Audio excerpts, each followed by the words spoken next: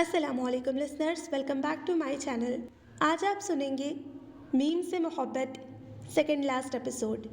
और आज का एपिसोड काफ़ी इमोशनल है और इसी के साथ क्योंकि हमारी कहानी अख्तामी मराहिल के करीब है तो नॉवल दिन ब दिन और ज़्यादा इंटरेस्टिंग होता जा रहा है। मुझे उम्मीद है कि आपको ये इंटरेस्टिंग सी स्टोरी बहुत अच्छी लग रही होगी। तो चलिए फिर शुरू करते हैं। मीम से मोहब्बत एपिसोड नंबर 9। तकरीबन 4 हफ्तों बाद एक दिन आंखों में अश्कों की चमक सजाए वो जनवरी की चमकती धूप में फातिमा जिन्नाह मेडिकल कॉलेज के लॉन की हरी हरी घास पर आलती पालती मारे बैठी थी। उसे मोमिना के आने की भी खबर न थी। वो उसके पीछे खड़ी थी। चंद लम्हों बाद मोमिना भी उसके सामने उसी के अंदाज में बैठ गई। ओ हेलो, क्या हुआ है तुम्हें? मोमिना ने दाएं हाथ से मायरा के बाएं कंधे को हिलाते हुए कहा। मायरा ने मोमिना की तरफ अश्कों से भरी आंखों से देखा ही था कि वो छलक पड़े। वो शायद मोमिना का ही इंतजार कर रहे थे। रो क्यों रही हो? कुछ बताओ तो सही। इस बार मोमिना ने कदरे फिक्रमंदी से पूछा। मायरा ने खुद को संभालते हुए मसनूई मुस्कुराहट का सहारा लिया और कहने लगी, रो नहीं रही, बस दिल भर आया था, पता ही नहीं चला कब आंसू निकल आए। मायरा ने शोल्डर बैग से टिश्यू पेपर निकाल कर अपने आंसू साफ किए। मोमिना ने मायरा की घास पर रखी हुई किताबों के ऊपर पड़े चश्मे को उठाया और मायरा को लगाते हुए बोली, लोग चश्मे के साथ जिन लगते हैं और तुम चश्मे के बगैर चुड़ैल लगती हो। मायरा मुस्कुरा दी मोमिना की बात सुनकर।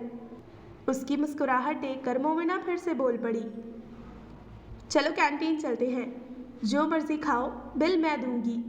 मोमिना ने शहाना अंदाज से कहा। वो दोनों कैंटीन की तरफ चल पड़ी। फातिमा जिन्नाह मेडिकल कॉलेज और गंगा राम हॉस्पिटल के दरमियान ज़ेरे ज़मीन जो अंडरपास है, वो चलते चलते वहाँ पहुँच गई। इस जगह ट्रैफिक का शोर कदरे कम था। मोमिना ने उस बात का फ़ायदा उठाते हुए मायरा को उसी जगह रोक कर पूछा, दिल क्यों भर आया था तुम्हारा? मोमिना की सवालिया नज़रें मायरा के चेहरे पर मरकूज थीं। मायरा ने भराई हुई आवाज़ में जवाब दिया, मुजम्मिल भाई की वजह से। उनको एकदम चुप सी लग गई है। बात तो वो पहले भी कम ही करते थे, मगर अब तो के बाद मायरा चाहते हुए भी कुछ न कह पाई। माहम आपी का भी यही हाल है। मोमिना ने माहम का दुखड़ा सुना दिया। उसने मायरा का हाथ थामा और चलते हुए कहने लगी, कैंटीन में बैठकर बात करते हैं। तुमने दास्तानी मोहब्बत नॉवल पढ़ा है? मायरा ने बैठने के बाद पहली बात यही कही थी। मोमिना ने अजीब सी नज़रों से उसकी तरफ देखा और तुर्श आवाज़ में बोली, इस वक्त ये नॉवल कहाँ से याद आ गया तुम्हें? मैं हकीकत जानना चाहती हूँ और तुम नॉवल के मुतालिक पूछ रही हो। तुम बताओ तो सही, फिर मैं बताती हूँ, मायरा ने संजीदगी से जोर देकर कहा। मोमिना ने अपने सामने टेबल पर पड़ी मोटी मोटी मेडिकल की किताबों पर एक निगाह डाली और कहने लगी, मुझसे तो ये कोर्स की किताबें नहीं पढ़ी जाती, ये नॉवल शॉवल कहाँ से पढ़ूंगी? मुजम्मिल भाई ने एक ही रात में 450 सफ़हात का नॉवल पढ़ डाला। मायरा रुको, तुम आज खिसकी हुई लग रही हो। मैं तुम्हें यहाँ मुजम्मिल भाई और माहम आपी के बारे में बात करने लेकर आई हूँ और तुम मुझे नॉवल की सफ़हात गिनवा रही हो। मोमिना ने कुछ खुफकी से कहा। मायरा ने पहली बार उसकी परेशानी को नोट किया था। खफा क्यों होती हो? पहले मेरी बात सुनो। मायरा ने कदरे नरमी से कहा। जी मैडम, क्या लेंगी आप? 14-15 साल के एक लड़के ने पूछा था। मोमिना ने उस लड़के को घूरी डालते हुए जवाब दिया, मैडम के बच्चे, उस दिन भी पानी मिला जूस तुमने पिला दिया था। 2 माल्टे के जूस, बर्फ और नमक के बगैर, पानी का एक भी खतरा ना हो, अपने उस्ताद को बोल देना। मोमिना ने अपने अंदर का काफ़ी गुस्सा वेटर पर निकाल दिया। वो ऑर्डर लेकर खामोशी से चला गया। अब तुम बताओ। मोमिना उसी लहजे और अंदाज से दोबारा गोया हुई। मुजम्मिल भाई दास्तानी मोहब्बत नॉवल और मनाहिल आपी के बहुत खिलाफ थे।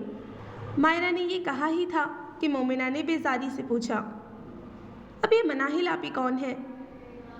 مجھے بولنے تو دو، میں سب بتاتی ہوں، مائرہ معصومیت سے کہنے لگی جیسے درخواست کر رہی ہو۔ مومنہ نے پلکوں کو جنبش دے کر بولنے کا اشارہ کیا۔ مناہل آپی وہ ہیں جنہوں نے محبت زندگی ہے ڈرامہ لکھا تھا، پچھلے سال ہی چلا تھا۔ مائرہ نے یاد دہانی کروانے کی کوشش کی۔ ہاں ہاں یاد آیا، اس رائٹر کا نام تو آئی تھنک مناہل حیدر ہے۔ ہاں وہی۔ تو سیدھی طرح مناہل حیدر کہو نا، یہ مناہل آپی کیا لگا رکھا ہے؟ مومنہ نے چڑھتے ہوئے جواب دیا۔ مائرہ اب تم میرا بلڈ پریشر ہائی کر رہی ہو۔ تم بلڈ پریشر کو کنٹرول میں رکھو، بس تم مجھے ٹوکنا مت، ساری بات سمجھاتی ہوں۔ میں شروع سے ہی مناہل آپی کی بہت بڑی فین ہوں، ان کے سارے ناولز میرے پاس موجود ہیں۔ میں نے مناہل آپی کے سارے ناولز کے مرکزی خیال مزمل بھائی کو سنائے تھے۔ مجھے اندازہ تھا کہ ان کو ناولز وغیرہ بالکل بھی پسند نہیں، وہ لفظ محبت سے بھی شدید نفرت کرتے تھے۔ مناہل آپی اپنے ناولز میں بات ہی محبت کی کرتی ہیں۔ اس وجہ سے مزمل بھائی کو مناہل آپی بھی بری لگنے لگی۔ میٹرک تک تو ٹھیک تھا، فرسٹ ایئر میں میری پرسنٹیج بہت بری آئی تھی، تب مزمل بھائی کو لگا میں ناولز پڑھتی ہوں اسی لیے ایسا ہوا۔ انہوں نے مجھے سختی سے ناولز پڑھنے سے منع کر دیا۔ میں نے بھی ان سے وعدہ کر لیا کہ میں جب تک ڈاکٹر نہیں بن جاتی کسی بھی ناول اور ڈائجسٹ کو ہاتھ تک نہیں لگاؤں گی۔ وعدہ تو میں نے کر لیا تھا، پر میں اسے نبھا نہ سکی اور کالج فرینڈ سے ناولز اور ڈائجسٹ لیتی اور پڑھ کر انہیں واپس کر دیتی۔ مبشر بھائی کی بارات سے ایک دن پہلے باتوں ہی باتوں میں میرے منہ سے نکل گیا کہ میں ناول پڑھتی ہوں۔ مزمل بھائی کو غصہ تو آیا پر کہا کچھ نہیں۔ ایک نمبر کی ڈفر ہو تم، مومنہ نے مائرہ کو پھر روک دیا۔ میڈم جوس، ویٹر نے جوس ان کے سامنے رکھتے ہوئے کہا۔ مومنہ مائرہ کے حصے کا باقی غصہ اس پر نکال دیتی اگر وہ بول نہ اٹھتا۔ میڈم پانی کا ایک قطرہ ثابت کر دیجئے تو 1000 کا نوٹ انعام میں دوں گا، ویٹر نے شوخی ماری۔ ٹھیک ہے بچوں، وہ ابھی پتہ چل جائے گا، اب میرا منہ کیا دیکھ رہے ہو، جاؤ یہاں سے۔ مومنہ نے اس کی شوخی پر غصے سے ہتھوڑی ماری تھی۔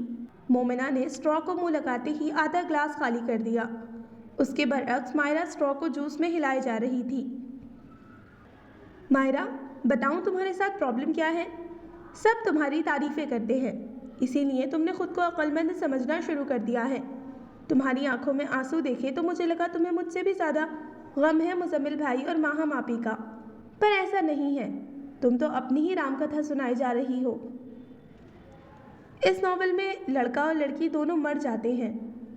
اس بار مائرہ نے مومنہ کی بات کاٹ دی۔ اس ناول میں لڑکا اور لڑکی دونوں مر جاتے ہیں؟ مومنہ نے مائرہ کا جملہ ہی دہرایا تھا مگر کھلے منہ اور آنکھوں کے ساتھ۔ مومنہ نے کھلے منہ اور کھلی آنکھوں سے مائرہ کی طرف دیکھا جس کے چہرے پر اداسی تھی۔ اداسی کے باوجود مائرہ نے بولنا شروع کیا۔ میں مزمل بھائی کو کافی دینے گئی تھی، اسی وقت مزمل بھائی کی کسی کلائنٹ کی کال آئی تھی، وہ ٹیرس پر چلے گئے۔ سائڈ ٹیبل پر کافی کا مگ رکھتے ہوئے مجھے لگا تکیے کے نیچے کوئی چیز ہے۔ میں نے تکیہ اٹھایا تو اس کے نیچے داستان محبت ناول تھا، پیج نمبر 40 پر بک مارک لگا تھا۔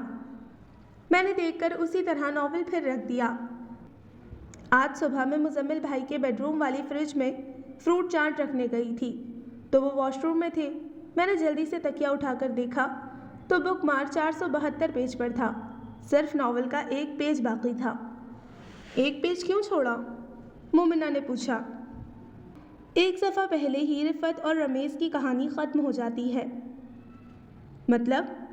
مومنہ نے ایسے کہا جیسے اسے کوئی ڈر ہو۔ مطلب یہ کہ وہ دونوں مر جاتے ہیں، مائرہ نے سنجیدگی سے بتایا۔ کیسے؟ مومنہ نے غمزدہ آواز میں پوچھا۔ اب تم ناول کے متعلق پوچھ رہی ہو اور حقیقت کے متعلق سوچ رہی ہو کہ آگے کیا ہوگا۔ مائرہ بات کرتے کرتے خاموش ہو گئی۔ مالٹے کے جوس سے اس نے ایک گھونٹ بھی نہیں لیا تھا جبکہ مومنہ کا گلاس خالی ہو چکا تھا۔ وہ دونوں کافی دیر خاموش ہی بیٹھی رہیں۔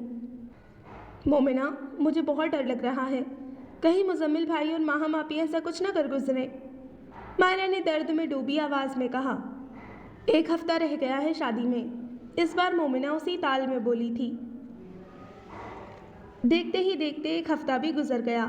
बारात से एक दिन पहले मुजम्मिल नमाज के बाद मस्जिद से निकला। वो खिड़की में खड़ी थी, मुरझाए हुए सुर्ख गुलाब की तरह। उस दिन उसकी बिलोनी आंखों में उदासी और खामोशी थी।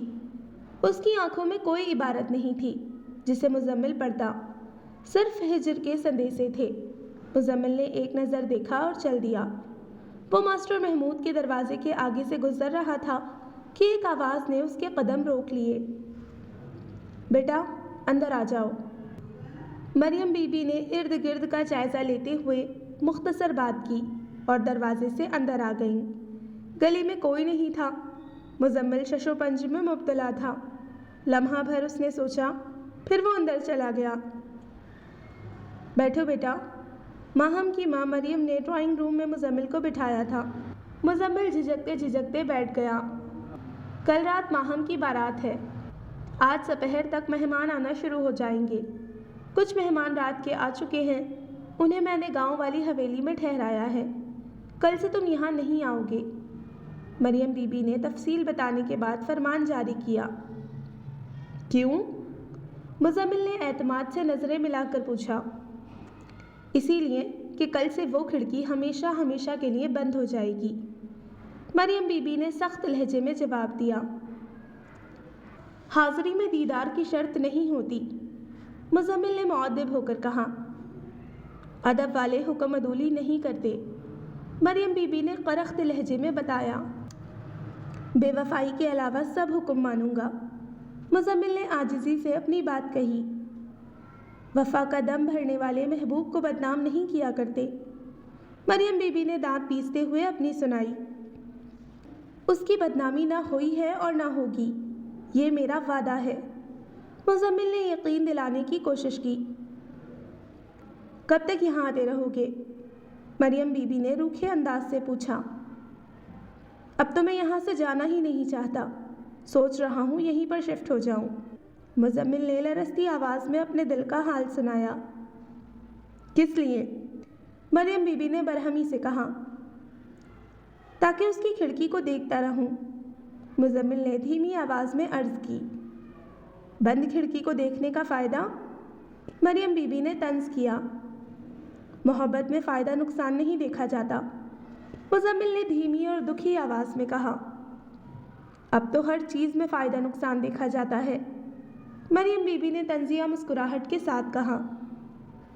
मैं ताजिर हूँ, सिर्फ तिजारत में फ़ायदा नुकसान देखता हूँ, मोहब्बत में नहीं। मुजम्मिल ने अपनी सफाई दी। करते तिजारत हो और बातें मोहब्बत की? मरियम बीबी ने ऐसे कहा जैसे सास अपनी बहू को ताना देती है।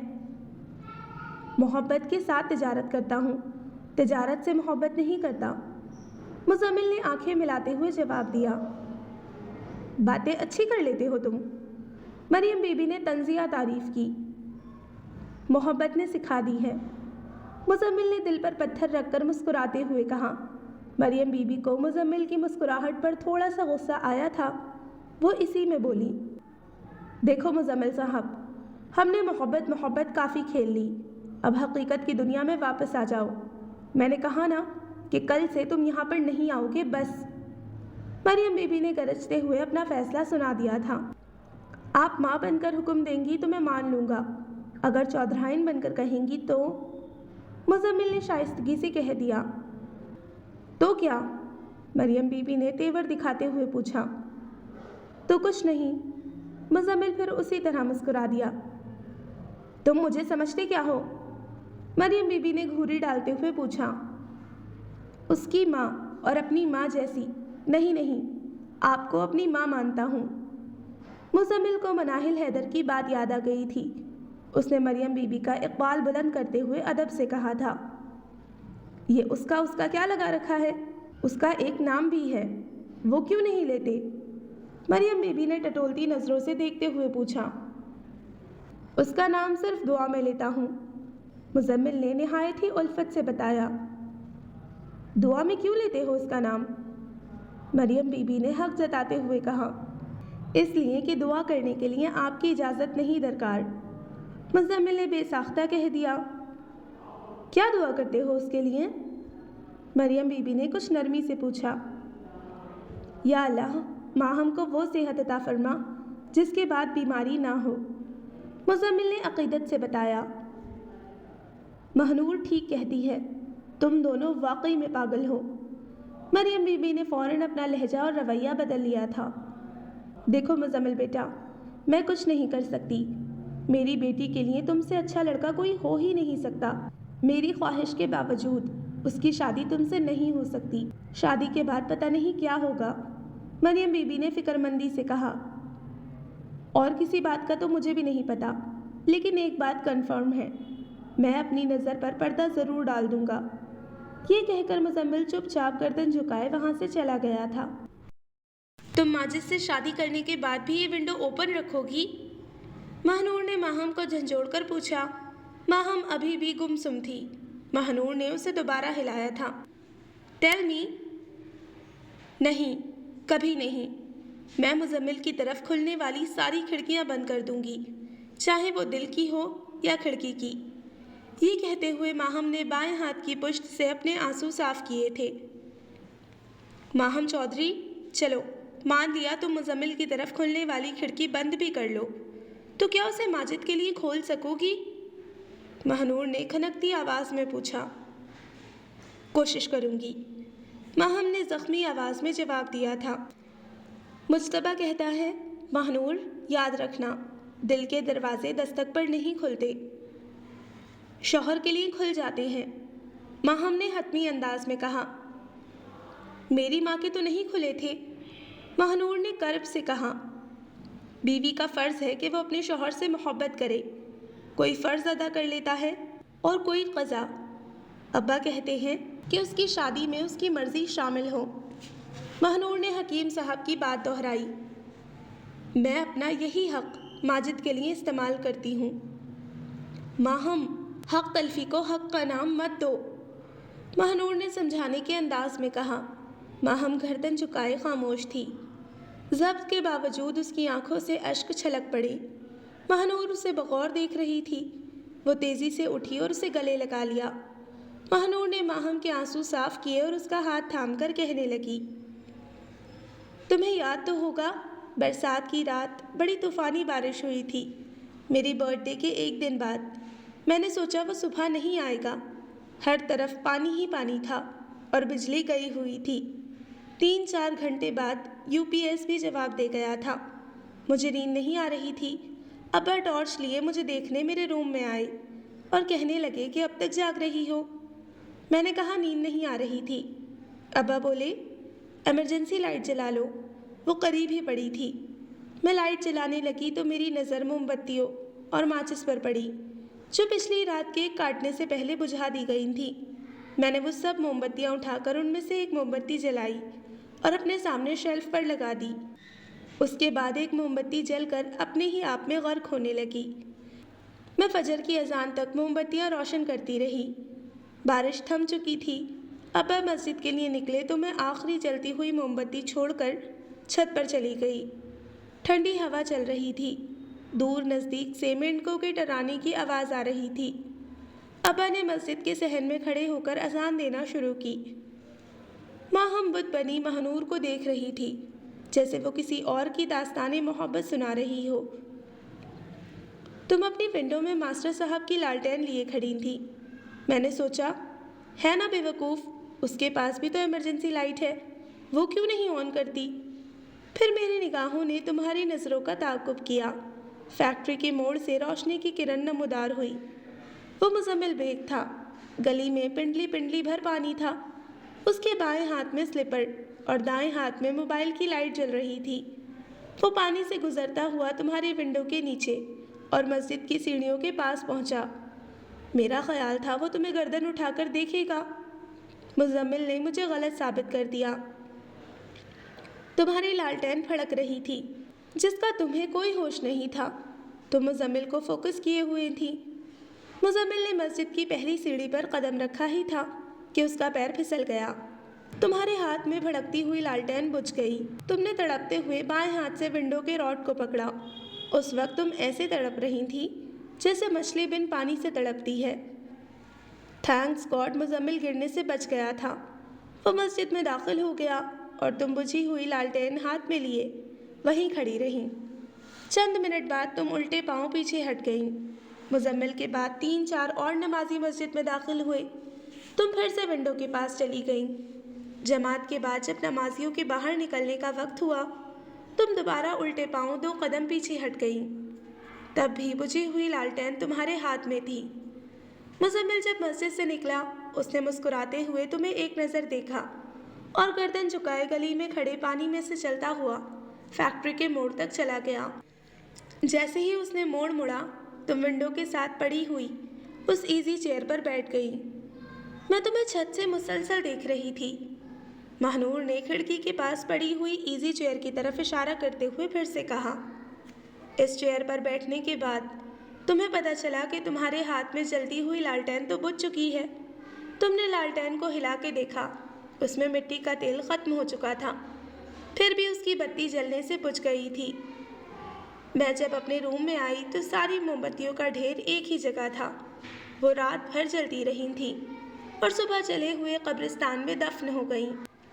ایک بات بتاؤں ماہم چودھری، بیوی لالٹین کی طرح ہوتی ہے، جس میں تعریف کا تیل ڈالو تو وہ پھر سے جل اٹھتی ہے، جبکہ محبوبہ موم بتی کی طرح اپنے ہی موم میں جل جل کر ڈھیر بن جاتی ہے۔ تم بھی مزمل بیگ کی محبت میں اپنے ہی موم میں جل رہی ہو۔ تمہیں میں نے تمہاری ہی لو سٹوری سے ایک سین پوچھو کیوں سنایا؟ مہنور نے ماہم کا ہاتھ تھامتے ہی سوالیہ نگاہوں سے اس کی طرف دیکھا۔ کیوں؟ ماہم نے ایسے کہا جیسے اس کی آواز کسی گہری کھائی سے آئی ہو۔ اس لیے کہ میں تمہیں بتا سکوں، جو کچھ میں نے اس دن دیکھا وہ دیوانگی کی حد تھی۔ ماہم چودھری، ماجد جیسا ایک ڈھونڈنے جاؤ تو لاکھوں مل جائیں گے، اور تم جیسی لاکھوں میں سے ایک بھی ملنا مشکل ہے۔ تم شادی کے بعد ماجد کے بچے ضرور پیدا کرو گی، اس کی طرف محبت کی کھڑکی کبھی نہیں کھول سکو گی۔ یہ میرا پریڈکشن ہے۔ کل تمہاری مہندی ہے، میں سوچ رہی ہوں پیلے سوٹ کی جگہ ماتمی لباس پہنوں۔ مزمل کے ساتھ کوئی تو ہو جو تمہاری شادی کا سوگ منا سکے۔ مہنور نے ماہم کا ہاتھ چھوڑا اور غصے سے کمرے سے چلی گئی۔ ماہم رنجیدگی سے گردن جھکائے وہیں بیٹھی رہی۔ تھوڑی ہی دیر بعد اس نے اپنے نازک سفید ہاتھوں کی طرف دیکھتے ہوئے خود کلامی کی تھی۔ کل میری مہندی ہے۔ مہندی کی رسم ماہم کے اسکول کے گراؤنڈ میں انجام پائی۔ بارات کا انتظام ملن میرج ہال میں ہی کیا گیا تھا۔ مہندی کی تقریب کے دوران ماہم کی طرح مہنور بھی بجھی بجھی سی ہی تھی۔ بارات والے دن صبح مزمل مسجد کے زینے اتر رہا تھا۔ ہزار کوشش کے باوجود وہ اپنی نظر نہیں روک سکا۔ نظر اٹھی، وہ ہمیشہ کی طرح کھڑکی میں ہی کھڑی تھی۔ اس کی آنکھوں میں نور کی بجائے ظلمت تھی، اور اداسی کے ساتھ ساتھ ویرانی بھی۔ ماہم ہاتھوں میں مہندی رچائے، کلائیوں میں گجرے پہنے، گلے میں مالا ڈالے، پیلے جوڑے میں ملبوس تھی۔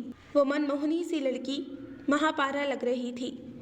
یہ تو اس کا ظاہر تھا، اصل میں مہندی کی ٹھنڈک کے بجائے اسے تپش محسوس ہو رہی تھی۔ کلائیوں کے گجرے ہتکڑیاں لگ رہے تھے، گلے کی مالا پھانسی والی رسی جیسی تھی۔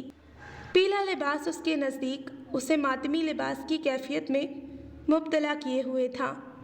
چندر مکھی کی طرح نظر آنے والی ماہم اس وقت اندر سے پارو نہیں بلکہ پارا پارا ہو چکی تھی۔ مزمل اور ماہم کے مابین کوئی میثاق، کوئی معاہدہ نہیں تھا۔ اس کے باوجود وہ دونوں اپنے محاذ پر مجرم بنے کھڑے تھے۔ کسی نے کسی کو مجروح نہیں کیا تھا، پھر بھی وہ دونوں مضطرب تھے۔ ملاقات کے بغیر صرف محبت کی معرفت سے ان دونوں کے جسم معطر تھے۔ اس مسافت کے دوران انہیں محبت کی مہک تو میسر آئی تھی، پر محبت کی منزل نہیں مل سکی۔ ان کے ملن کی کوئی صورت نظر نہیں آ رہی تھی۔ مہندی کی تقریب کے بعد سے ماہم کھڑکی میں مجسمہ بنی کھڑی رات بھر صبح کا انتظار کرتی رہی تھی۔ جس کے انتظار میں وہ کھڑی تھی وہ اس کے سامنے تھا۔ وہ اپنے نکاح سے پہلے شاید آخری بار اسے دیکھ رہی تھی۔ مزمل نے بھی ان لمحوں کے اندر اندر اسے صدیوں جیسا دیکھ لیا تھا۔ اس کے دل میں پتہ نہیں کیا بات آئی، وہ واپس مسجد کے اندر چلا گیا۔ چند منٹوں بعد واپس آیا تو ماہم وہیں کھڑی تھی۔ مزمل نے اسے ہمیشہ کی طرح ایک نظر دیکھا اور نظر جھکائے اپنی گاڑی میں بیٹھ کر لاہور چلا گیا۔ So listeners, this was the end of the میم سے محبت second last episode. I hope آپ کو اس کے کلائمیکس کا انتظار ہوگا اور بڑی بے صبری سے ہوگا، جو کہ مجھے بھی ہے۔ انشاءاللہ جلد ملتے ہیں میم سے محبت لاسٹ ایپیسوڈ کے ساتھ۔ تب تک اپنا خیال رکھیے، دعاؤں میں یاد رکھیے۔ اللہ حافظ۔